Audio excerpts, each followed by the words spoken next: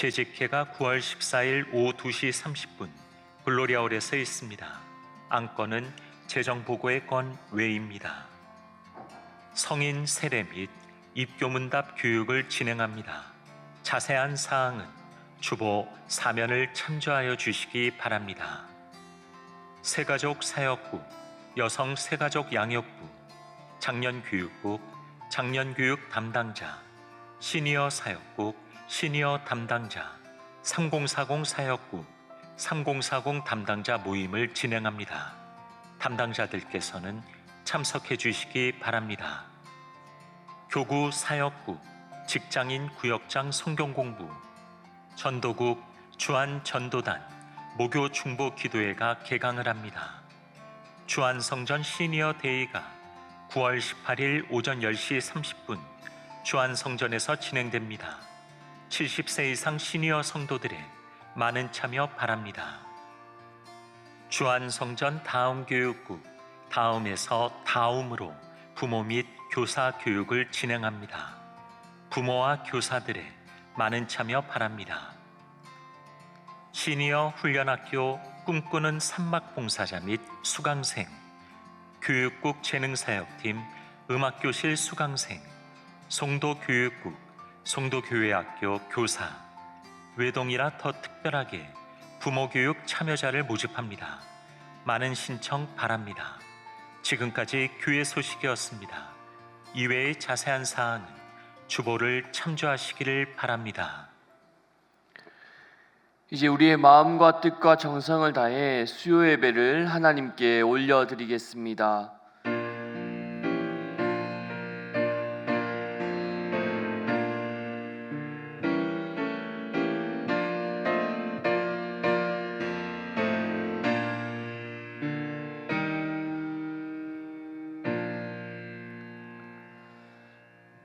사랑과 은혜가 풍성하신 하나님 아버지, 오늘 이 시간 저희를 주님의 거룩한 성전으로 불러주시고 수요 예배로 나오게 하시니 감사드립니다.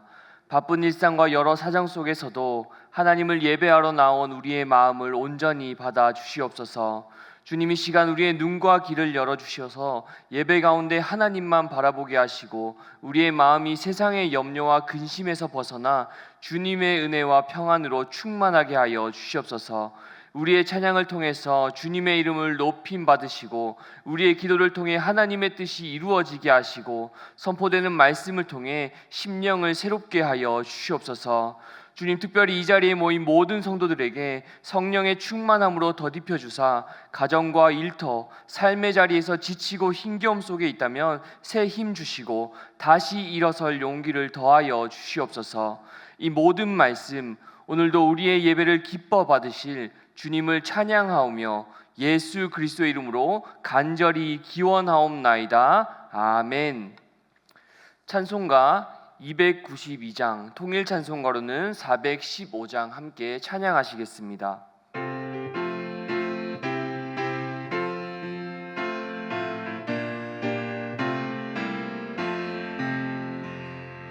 없이 살 수 없네 죄인의 구주여, 그 귀한 보배 피로 날 구속하소서.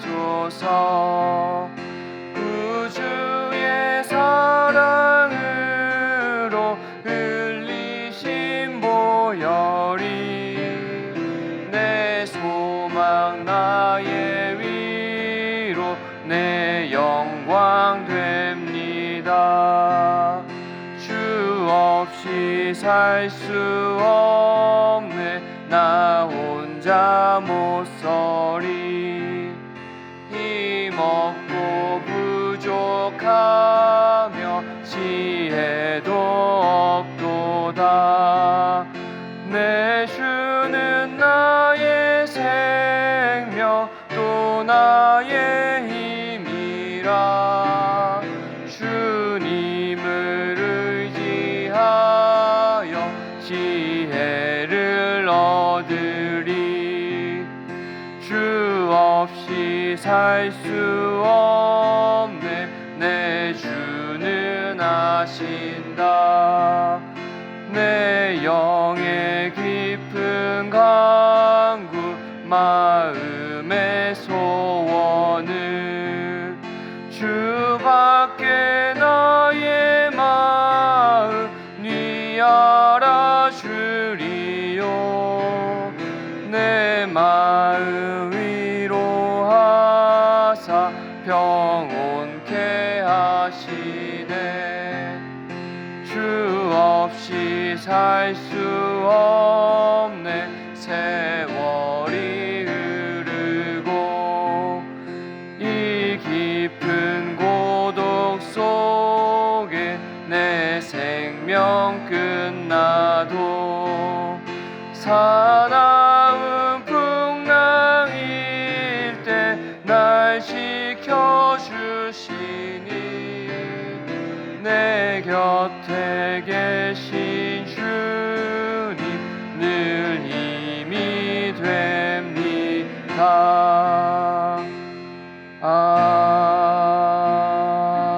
아멘. 이 시간 주간 119 합심 기도 제목으로 함께 기도하겠습니다. 하나님의 나라가 속히 이 땅에 임하게 하여 주옵소서. 남북한이 속히 복음으로 통일되게 하여 주옵소서. 우리나라가 하나님을 경외하는 나라가 되게 하여 주옵소서. 한국교회가 성령으로 새롭게 부흥되게 하여 주옵소서.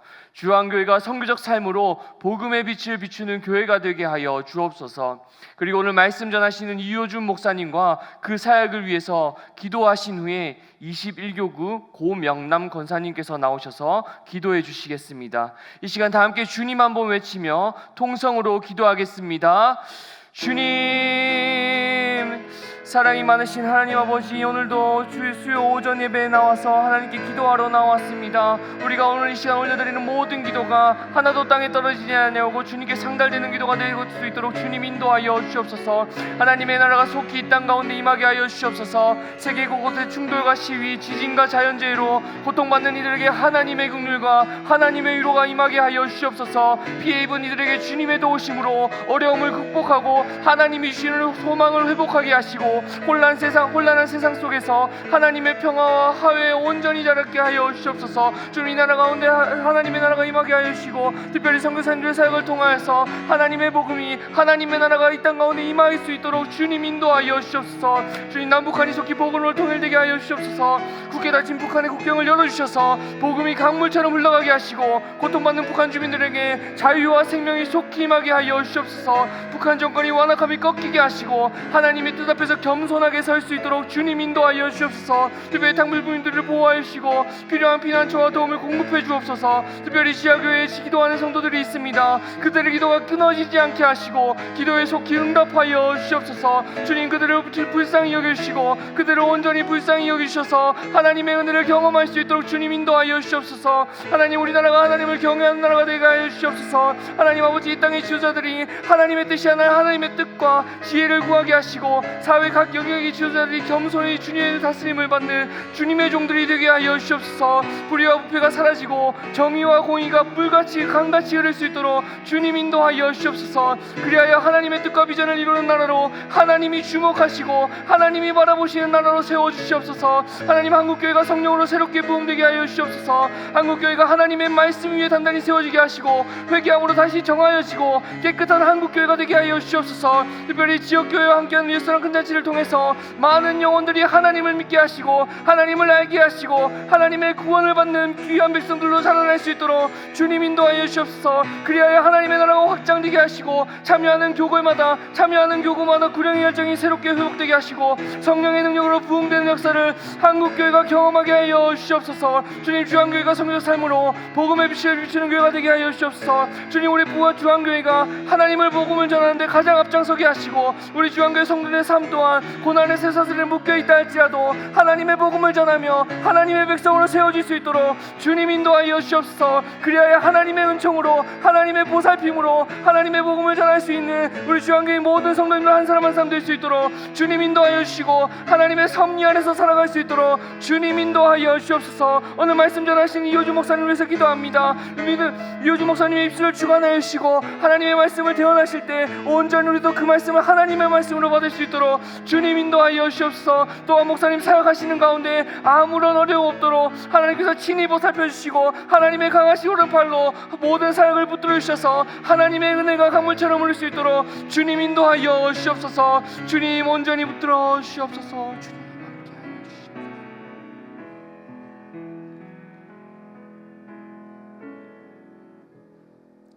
사랑의 하나님, 오늘도 살아계시고 역사하시는 능력의 하나님을 찬양합니다. 이 시간 수요 오전 예배에 저희들을 주님 전으로 불러주시고 예배의 자리로 인도해 주심에 감사드립니다. 온 마음과 뜻과 정성을 다해 주님을 찬양하고 경배합니다. 우리의 예배를 기쁘게 받아 주시옵소서. 하나님 아버지, 놀라우신 주님의 십자가의 사랑을 받았음에도 저희들은 무지하고 완악하여 주님의 말씀대로 살지 못하고 주님보다 세상을 더 사랑하고 믿음 없이 염려하며 기도하지 않고 아버지의 마음을 아프게 하였음을 회개합니다. 주님, 저희 죄를 용서하여 주시옵소서. 주님의 보혈로 정결하게 씻어 주시옵소서. 꺼져가는 등불도 끄지 않으시고 상한 갈대도 꺾지 않으시는 참 좋으신 하나님, 우리들에게 있어야 할 것들을 미리 다 아시고 예비해 주시는 여호와 일의 하나님, 이 시간 낙심한 가운데 지치고 쓰러져 있는 상한 영혼들에게 찾아가 주셔서 주님의 따스한 손길로 어루만져 주시고 주님의 평강으로 위로하여 주시옵소서. 무더운 긴 폭염 속에서도 안전하게 지켜주신 하나님 아버지 감사합니다. 이제 가을의 문턱인 9월이 시작되었습니다. 9월 한 달도 주님의 사랑으로 우리 주 안의 모든 성도들 가정과 일터와 자녀들을 평안하게 지켜주시고 주님의 보호하심을 날마다 경험하는 간증의 삶이 되게 하여 주시옵소서. 주님, 나라와 교회를 위해 기도합니다. 우리나라 대한민국이 하나님을 경외하는 나라가 되게 하소서. 대통령과 정치 지도자들에게 지혜와 명철을 더하여 주시고 하나님을 두려워하며 겸손히 국민을 진심으로 사랑하며 섬기는 공의롭고 정직한 지도자들이 다 되게 하여 주시옵소서. 속히 정치, 경제, 안보가 안정을 찾게 하시고 평안한 나라가 되게 하소서.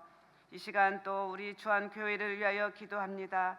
우리 교회가 늘 성령의 인도하심 따라 선교적 사명을 잘 감당하고 지역 사회에 선한 영향력을 나타내며 섬기게 하옵소서. 2025년 지역 사회와 함께하는 예수사랑 큰 잔치를 통해 각 교회마다 놀라운 구령의 열정이 일어나고 부흥 성장하여 하나님의 나라가 확장되게 하옵소서. 나겸일 원로 목사님 늘 건강을 지켜주시고 여생이 평안하게 하여 주시옵소서. 주승중 위 목사님 건강과 성대를 지켜주시고 말씀 사역을 힘있게 잘 감당케 하여 주시옵소서. 하반기 각 교구 대신방 및 사역들이 순적하게 잘 진행되게 하여 주시옵소서. 주님, 이 시간 이효준 목사님께서 다시 주님이라는 제하의 말씀을 전하십니다. 목사님께 성령의 기름 부으심이 넘치게 하시고 피곤치 아니하시도록 독수리가 날개쳐 올라감같이 새 힘을 더하셔서 강하고 담대하게 주님의 말씀을 선포하시도록 성령님 도와주시옵소서. 말씀을 듣는 저희들에게는 영적 귀와 마음을 열어주셔서 주님의 은혜와 기쁨이 충만하고 말씀의 능력으로 삶이 변화되고 심령이 뜨거워져 주님을 더욱 사랑하게 하옵소서. 날마다 우리 삶의 예배가 아름답게 드려지기를 원합니다. 주님 사랑합니다. 주님 감사합니다. 이 모든 말씀 지금도 살아 역사하시는 예수님의 이름으로 기도드립니다. 아멘.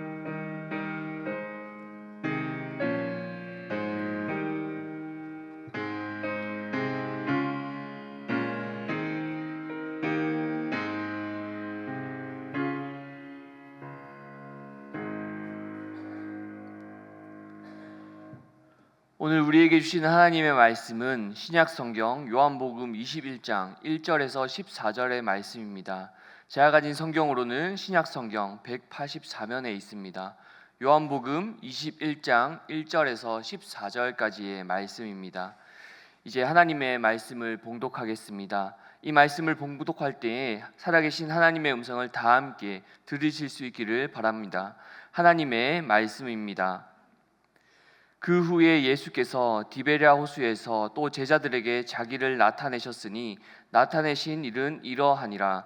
시몬 베드로와 디두모라 하는 도마와 갈릴리 가나 사람 나다나엘과 세베대의 아들들과 또 다른 제자 둘이 함께 있더니 시몬 베드로가 나는 물고기 잡으러 가노라 하니 그들이 우리도 함께 가겠다 하고 나가서 배에 올랐으나 그날 밤에 아무것도 잡지 못하였더니 날이 새어갈 때에 예수께서 바닷가에 서셨으나 제자들이 예수이신 줄을 알지 못하는지라.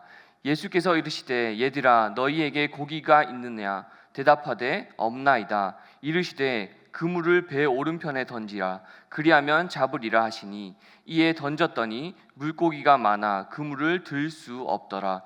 예수께서 사랑하시는 그 제자가 베드로에게 이르되 주님이시라 하니 시몬 베드로가 벗고 있다가 주님이라 하는 말을 듣고 겉옷을 두른 후에 바다로 뛰어내리더라. 다른 제자들은 육지에서 거리가 불과 한 50칸쯤 되므로 작은 배를 타고 물고기 든 그물을 끌고 와서 육지에 올라보니 숯불이 있는데 그 위에 생선이 놓였고 떡도 있더라.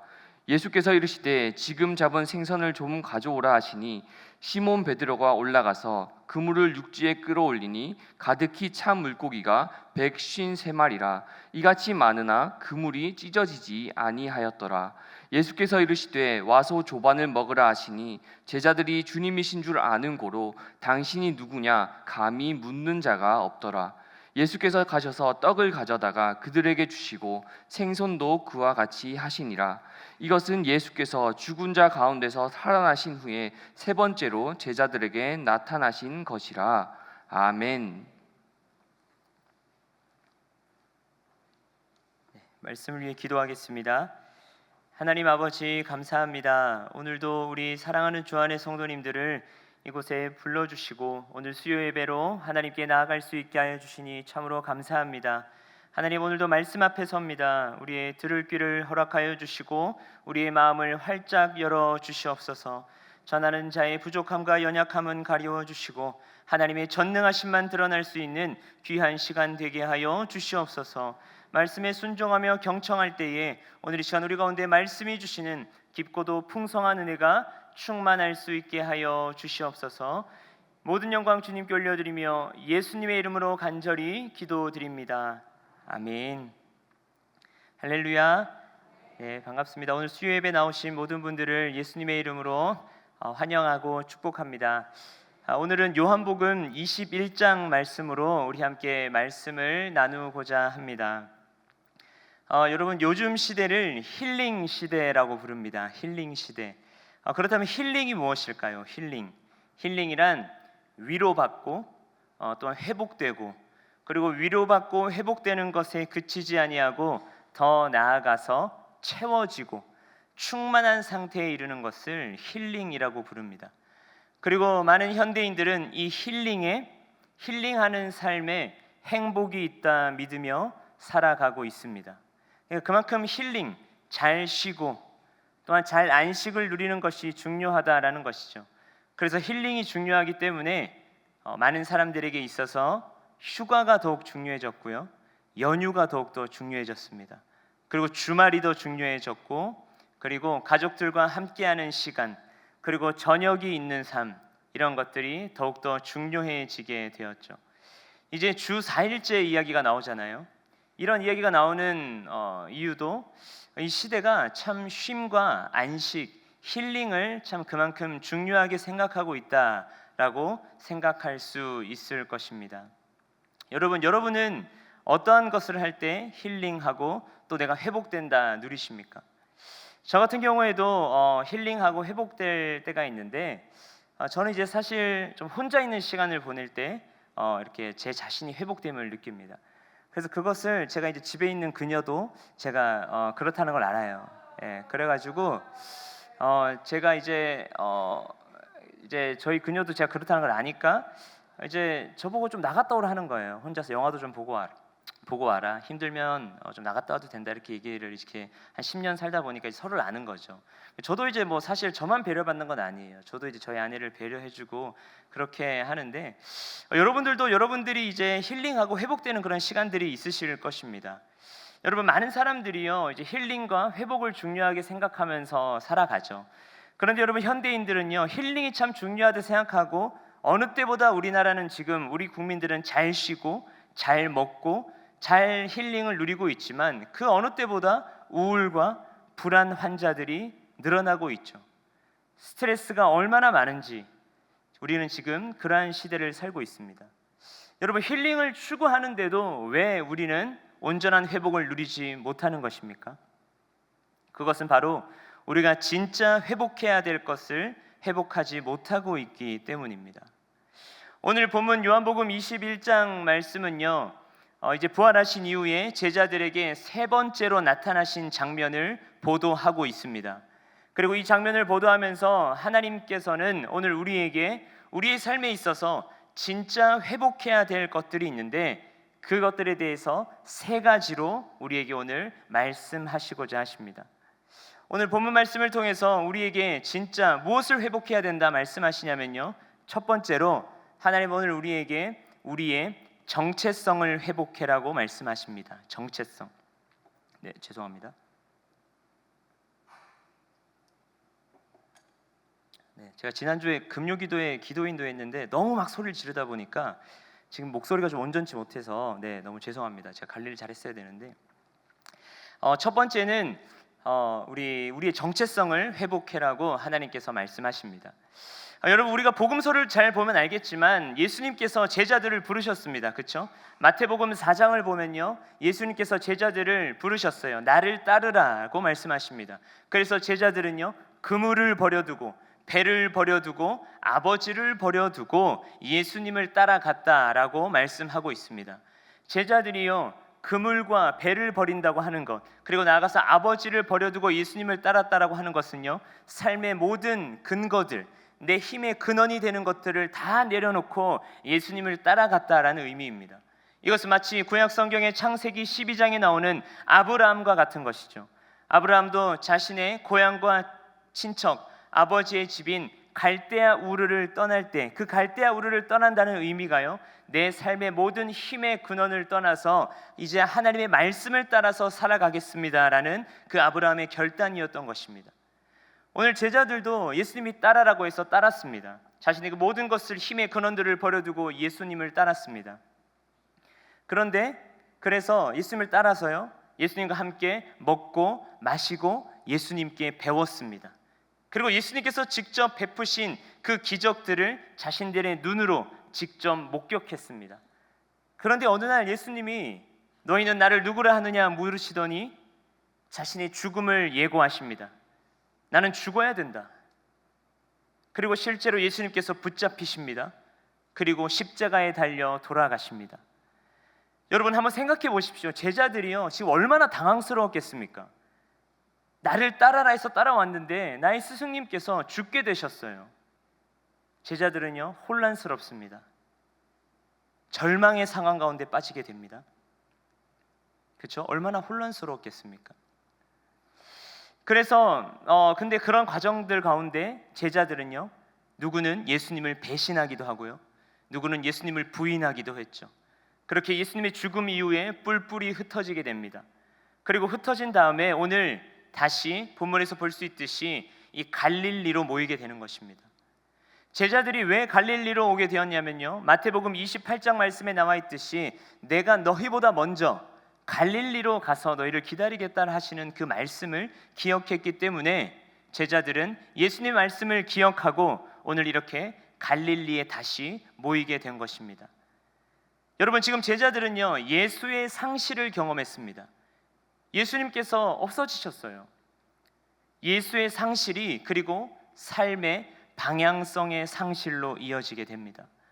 그리고 이런 혼란스러운 가운데서 제자들은요 오늘 우리 본문에서 봐서 알 수 있듯이 고기잡이에 나섭니다. 고기잡이. 그런데 오늘 우리가 읽었지만 제자들이 고기잡이에 밤새 수고해요. 밤새 수고하며 고기잡이에 나섰는데 한 마리도 잡지 못합니다. 허탕치게 됩니다. 그렇죠? 여러분, 사실 이게 예산일이 아니에요. 왜 예산일이 아니냐면요, 이 고기잡이는 제자들이 가장 잘하는 일이었습니다. 가장 능숙한 일이었어요. 제자들은 그 누구보다도 고기잡이의 전문가들이었습니다. 그런데 밤새 수고했는데 단 한 마리도 잡지를 못했다라는 것입니다. 그들도 놀랬을 것입니다. 충격받았을 것입니다. 여러분, 이것이 무엇을 의미하냐면요, 제자들이 예수님이 없이는 아무것도 할 수 없는 존재들이다라는 것을 의미하는 것입니다. 아무것도 할 수 없다.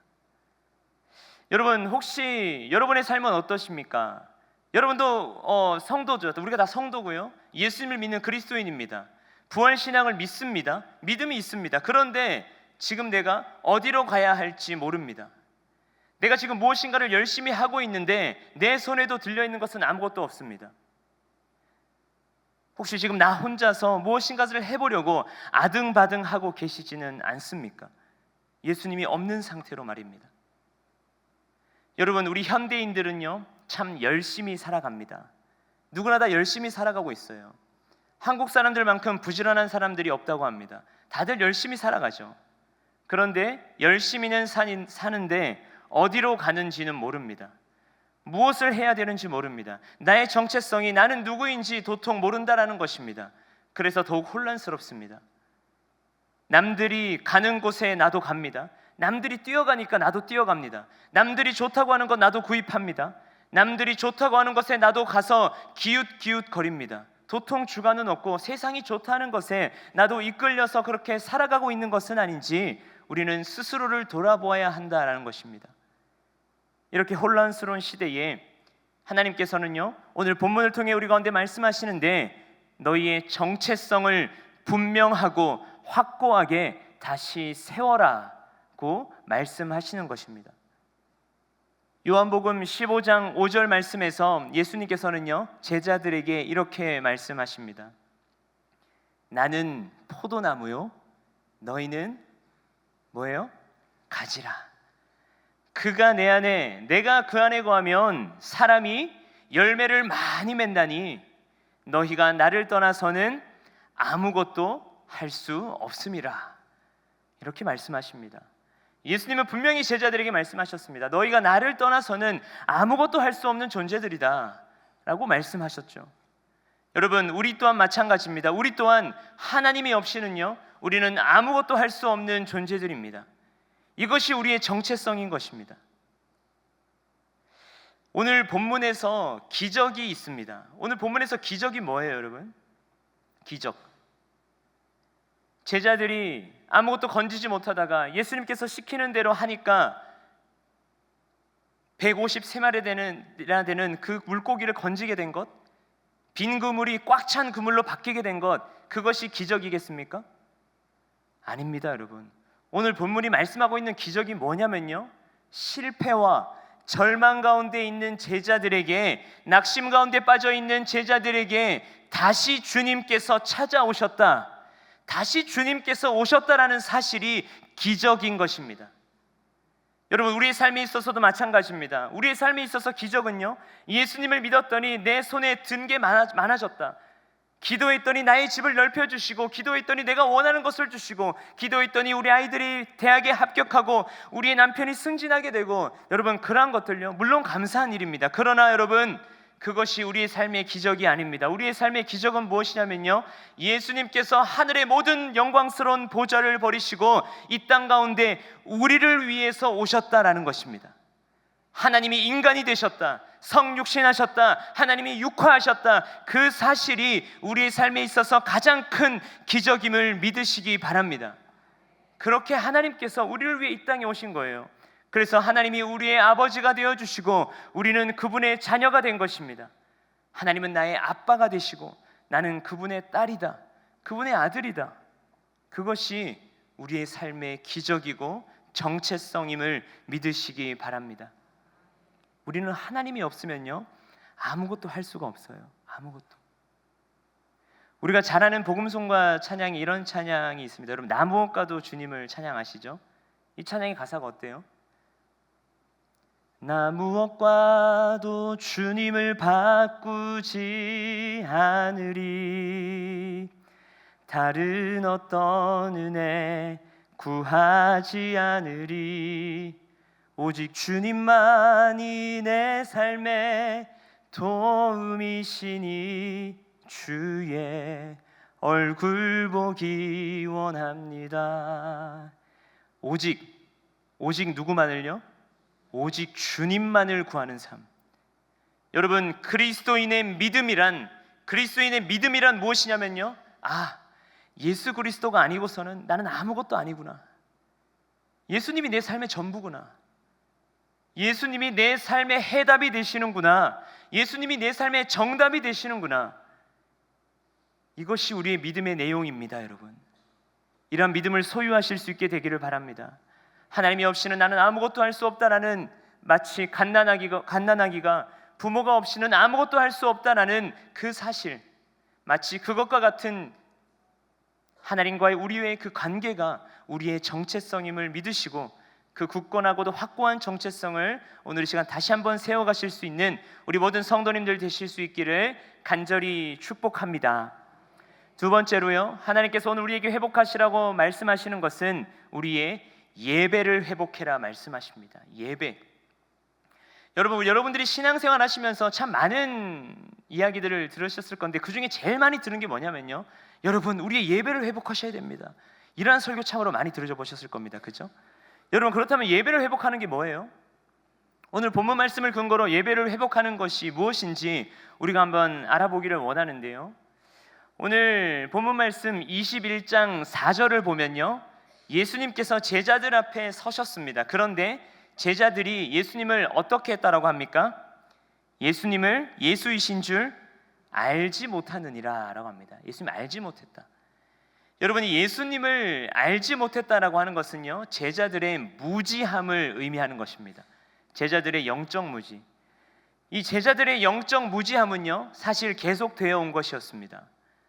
부활하신 이후에 예수님께서는 누가복음 24장에 보면요, 엠마오 도상에서 제자들에게 나타나셨습니다. 그런데 제자들은요, 예수님을 알아보지 못합니다. 그리고 요한복음 20장 9절 말씀에 나와 있는데, 제자들은 빈 무덤을 보고도 예수님의 부활을 인식하지 못합니다. 그럼 오늘 본문에서도 마찬가지입니다. 예수님을 보고도 알지 못합니다. 물론 제자들이요, 지금 밤새 뭐 했어요? 지금 밤새 뭐 잡았습니까? 고기 잡았어요. 여러분, 얼마나 힘들었겠습니까? 체력이 다 빠진 상태였어요. 얼마나 자고 싶었겠습니까? 그죠?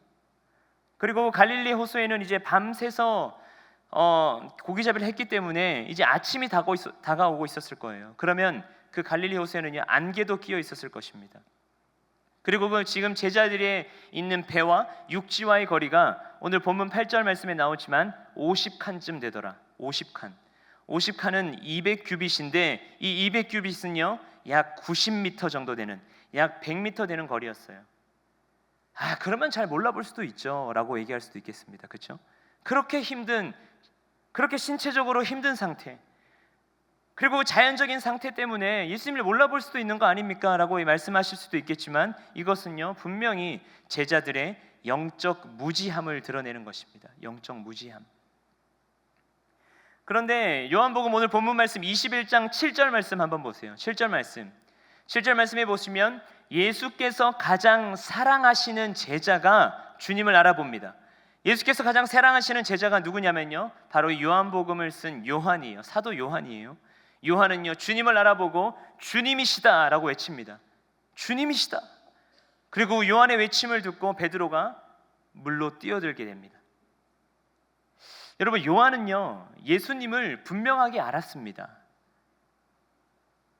이것은 예수님에 대한 요한의 사랑과 그리고 영적 감수성을 알 수 있는 것입니다. 영적 감수성. 제 이름은 이효준입니다, 여러분. 그리고 제 나이를 구체적으로 밝힐 수는 없겠지만, 자꾸 나이를 물어보시는 분이 계세요. 왜 그렇게 궁금하지? 그래서 내가 몇 살이다 하면 이렇게 자꾸 나이를 물어보시는 분들 계시고, 뭐 이렇게 어디 사는지 물어보면 뭐 알려드리기도 하고, 뭐 고향이 어디냐 뭐 이렇게 말씀해 주시기도 하는데, 저희 어머니는 고향도 절대 밝히지 마라. 예. 고향 밝히면 네가 핍박받을 수 있다. 뭐 이런 얘기를 막 하세요. 제 고향이 저기 지방이 어디거든요. 그러니까 아니 저희 교회 분들은 그런 분들 아니라고 얘기를 해도 절대 밝히지 마라. 예. 막 이렇게 얘기도 하시거든요. 여러분, 저에 대해서 아는 것과 저를 아는 것은 다릅니다. 저에 대해서 아는 것과 저를 아는 것은요. 이게 무슨 말이냐면요, 누군가를 아는 것은요 그냥 지식적인 암과 피상적인 알을 의미하지 않습니다. 누군가를 안다라고 하는 것은요 관계적인 알미예요. 관계적인 알. 그만큼 친밀해진다라는 뜻입니다. 친밀해진다. 그러니까 이효준 목사를 아는 것은요, 이효준 목사가 칼국수를 좋아한다더라.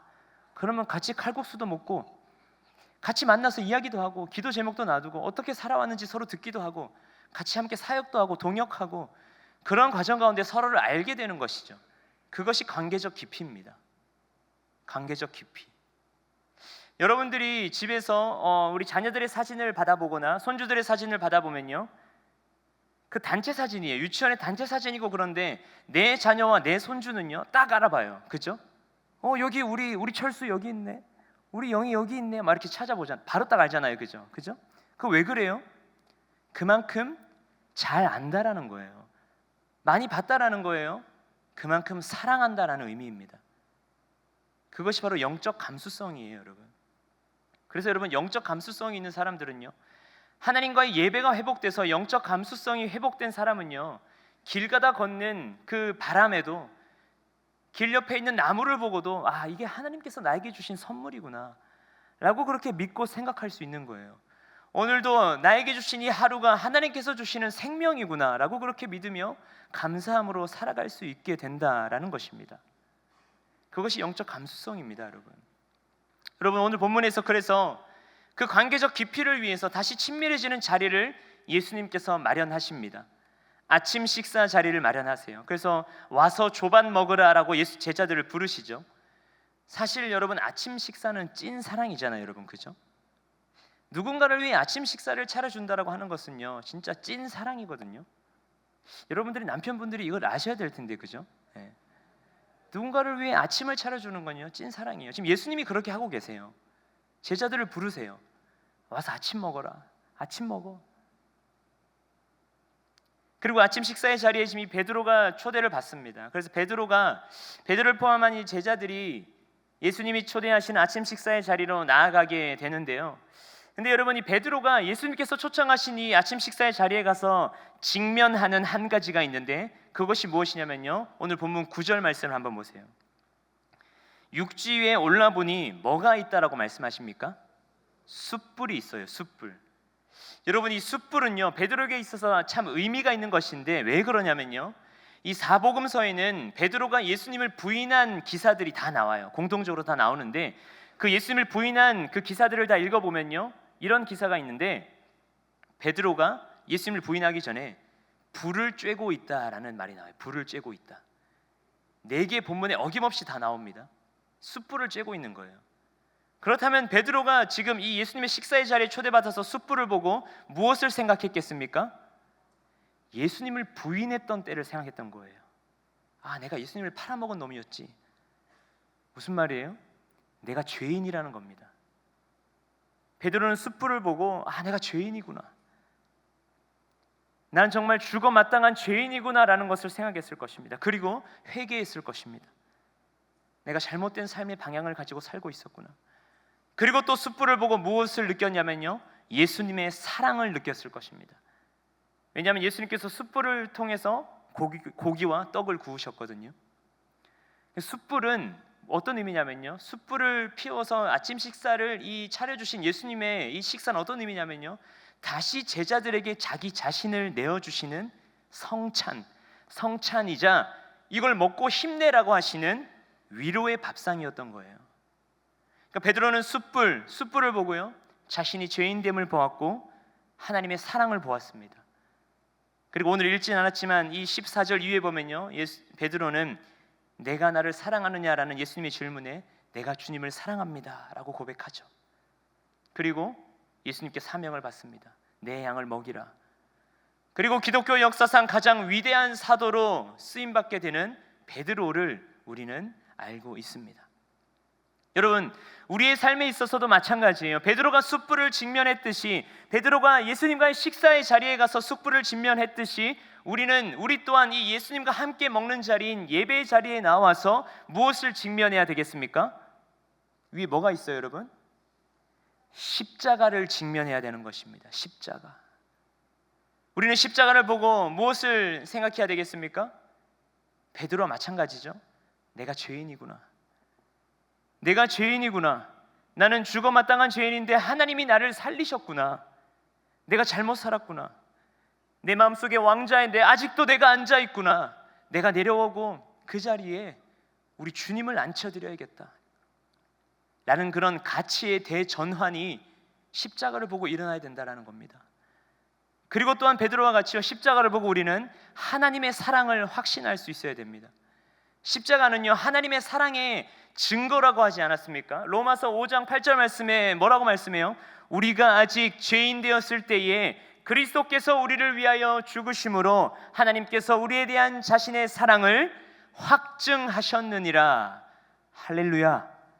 십자가는 하나님의 사랑의 증거입니다. 그래서 여러분, 십자가를 보고 하나님이 나를 사랑하시는구나. 하나님이 나를 사랑하셨지, 그치? 그렇게 하나님의 사랑을 확신하는 것입니다. 그래서 여러분, 십자가의 의미를 예배 가운데 회복하게 되면요, 내 안에 있던 하나님의 존재가 사실은 작아졌었다면, 내 안에 작게만 계셨던 하나님의 존재가 십자가의 의미를 회복하게 되면요, 날로 회복하게 되는 것입니다. 날로 하나님의 존재가 내 안에서 더욱더 커져 나가게 된다라는 것입니다. 그것이 예배의 회복입니다, 여러분. 그래서 여러분, 내 안에 있는 하나님의 사랑이 너무나 커져서 내가 이 하나님의 사랑을 주체할 수 없어서 이 하나님의 사랑을 들고 세상 가운데로 나아가는 거예요. 주변의 사람들을 섬기는 거예요. 이웃을 사랑하고 하나님의 사랑을 전하는, 선교하고 전도하는 거예요. 그렇게 하나님의 사랑으로 살아가는 겁니다. 이 시대가 힐링을 얘기하고 위로를 얘기하고 체험과 충만을 얘기하지만 세상 것에 위로와 힐링은 없습니다. 여러분, 하나님을 위해 사는 삶이 가장 행복한 삶임을 믿으시기 바랍니다. 하나님을 위해 사는 삶이 행복한 삶이에요. 그것이 바로 힐링의 삶인 것입니다. 하나님께서 여러분을 살려주셨습니다. 믿으십니까? 하나님께서 여러분을 죄와 사망의 권세에서 건져주셨습니다. 믿으십니까? 그렇다면 하나님께서 주신 생명을 가지고 이제 하나님을 위해 살아가는 것입니다. 그것이 행복임을 믿으시기 바랍니다. 그렇게 여러분의 삶의 예배를 회복하셔서 하나님을 위해 살아가는 행복을 회복하실 수 있는 우리 모든 성도님들 되실 수 있기를 간절히 축복합니다. 이제 마지막으로 세 번째로요, 하나님께서는 우리에게 우리의 공동체를 회복해라 말씀하십니다. 우리의 공동체. 여러분, 요즘 시대가요, 이 혼자 사는 삶에 대해서 자꾸 이야기합니다. 혼자 사는 삶. TV에는 나 혼자 산다, 여러분 몇 년째 장수 프로그램이죠. 나 혼자 산다, 그죠? 그리고 1인 가구, 혼밥, 그리고 싱글 라이프. 그리고 우리 자녀들은 갑자기 막 결혼을 안 한대요. 이게 웬일입니까, 그죠? 여러분, 세상 문화는요, 자꾸 우리의 자녀들, 젊은 세대들에게 이런 것들을, 이런 가치들을 자꾸 주입합니다. 그리고 그러한 삶이 멋진 삶이다, 그런 삶이 로망 있는 삶이지 낭만 있는 삶 아니겠어? 라고 하면서 자녀들이 자꾸 혼자 나가 산다고 합니다. 물론 어느 정도가 되면 부모의 곁을 떠나야 되는 게 맞죠.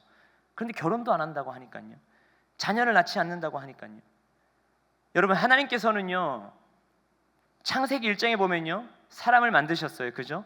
그리고 아담을 지으시고 사람이 혼자 있는 것이 좋지 못하다 하시면서 그의 갈비뼈를 취해서 여자를 창조하시고 그 옆에 아담 옆에 두시고 서로를 돕는 배필이라 부르십니다.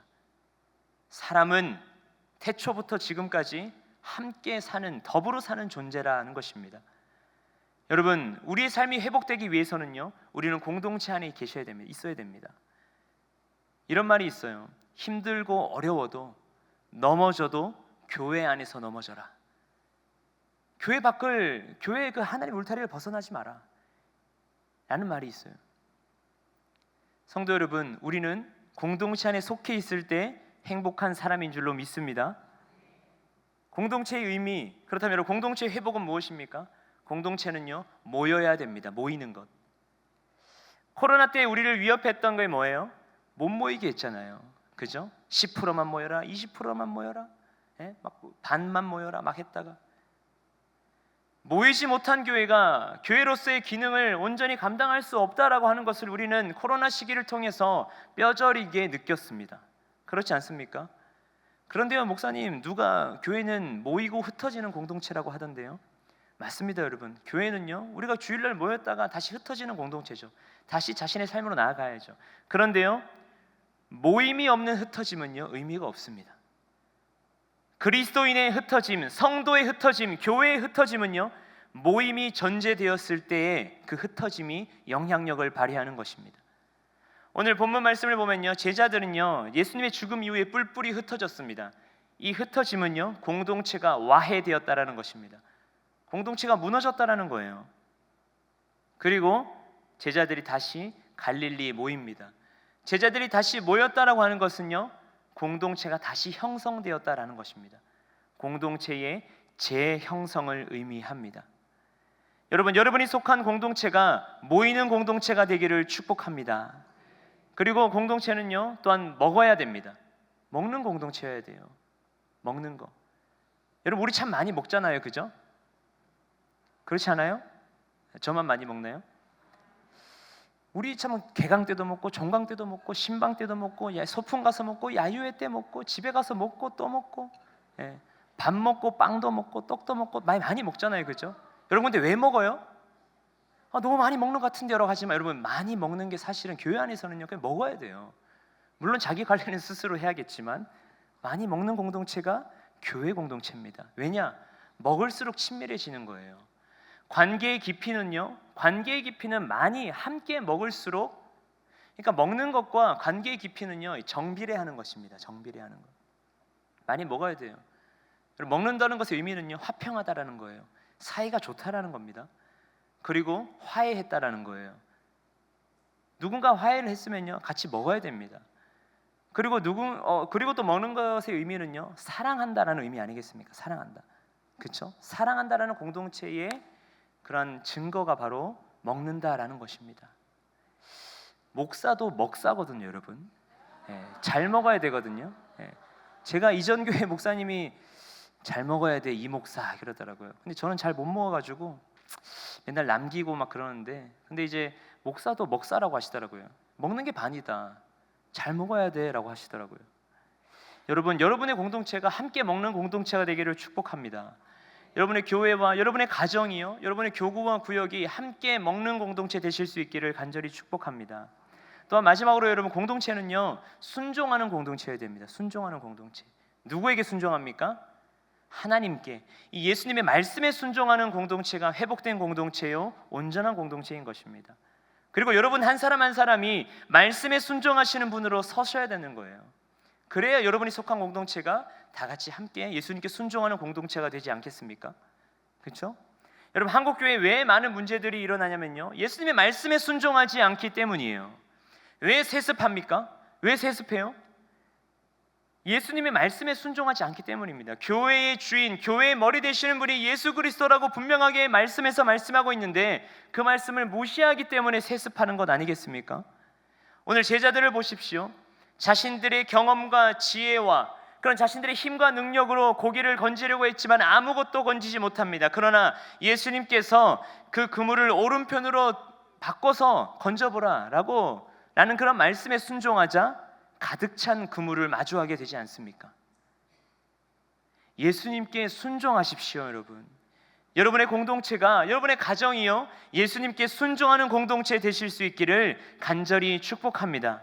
그래서 여러분의 공동체가 함께 또한 모이기를 힘쓰고 모이기를 패하는 그런 사람들과 같지 아니하고요, 언제나 모이기를 힘쓰고 초대교회와 같이 날마다 모이기를 힘쓰며 함께 먹을 것을 나누며 말씀을 묵상했던 것과 같이, 그리고 예수님의 말씀에 순종하는 그러한 공동체가 여러분이 속한 우리 주안교회요, 여러분의 교구와 구역과 여러분의 가정이 되실 수 있기를 간절히 축복합니다.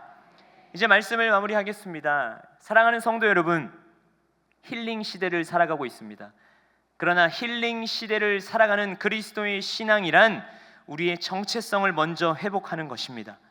그리고 여러분의 예배를 회복하는 것입니다. 그리고 여러분이 속한 공동체를 우리가 마음 모아서 함께 회복해 나가는 것입니다. 이것에 힐링이 있고 회복이 있고 채움이 있고 충만이 있으심을 믿으시기 바랍니다. 오늘 하나님께서 여러분을 이 자리로 부르셨습니다. 그리고 여러분에게 말씀하셨습니다. 그리고 여러분을 다시 세우셨습니다. 그리고 다시 여러분을 여러분의 삶 가운데로 보내실 것입니다. 그래서 여러분의 삶의 현장에서 여러분이 그리스도인이라는 정체성을 가지고 하나님과 회복된 관계를 가지고 그 영적 감수성을 가지고 거룩의 모습으로 승리하십시오. 그리고 여러분이 속한 공동체를요, 여러분으로부터 변화시킬 수 있는, 함께 모이자, 야 우리 함께 먹자, 무엇보다 예수님 말씀에 순종해야지 라고 서로를 독려하며 그렇게 온전한 공동체를 만들어 가실 수 있게 되기를 바랍니다. 여러분, 다시 주님입니다. 오직 주님입니다.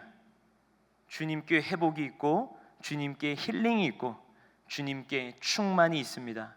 이 사실을 믿으심으로 여러분의 삶 가운데서 참된 회복과 힐링을 누리실 수 있는 우리 모든 주 안의 성도님들 되실 수 있기를 간절히 축복합니다. 하나님 아버지, 오늘도 요한복음 21장 말씀을 통해 말씀하여 주시니 감사합니다. 하나님, 다시 주님께로 나아가게 하여 주시옵소서. 그래서 우리에게 무너진 정체성들을 회복하게 하여 주시고 무너진 예배를 다시 한번 수축하게 하여 주시옵소서. 그리고 우리가 속한 공동체를 우리로부터 시작해서 다시 한번 회복해 나아갈 수 있는 우리 모두가 되게 하여 주시옵소서. 감사를 드렸고 모든 영광 주님께 올려드립니다. 예수님의 이름으로 간절히 기도드리옵나이다. 아멘. 다 함께 일어나셔서 찬송가 300장, 통일 찬송가로는 406장, 내 맘이 낙심되며 함께 찬양하겠습니다.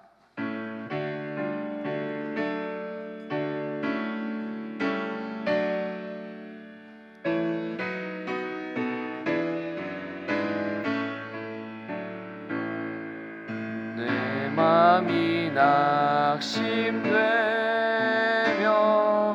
근심에 눌릴 때 주께서 내게 오사 위로해 주시네.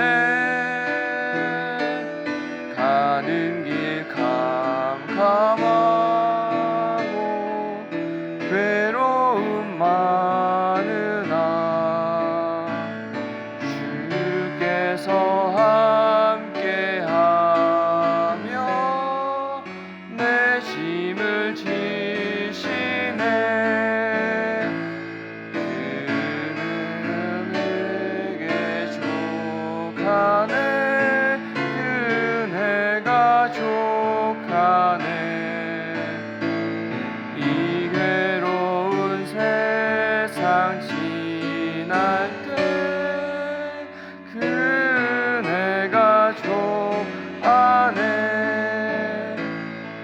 희망이 사라지고 친구가 날 볼 때 주께서 속상이며 새 희망 주시네. 싸움이 맹렬하여 두려워 떨 때에 승리의 왕이 되신 주 음성 들리네. 그네가 내게 족하네. 그네가 족하네. 이 괴로운 세상 지날 때 그네가 족하네. 범민이 가득 차고 눈물이 흐를 때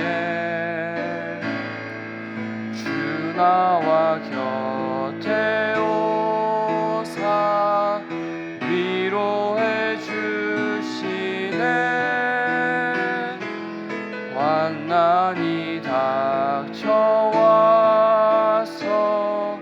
어려움 당할 때 주님의 능력이 임어 원수를 이기네. 그네가 내게 족하네. 그네가 족하네. 이 괴로운 세상 지날 때 그네가 족하네.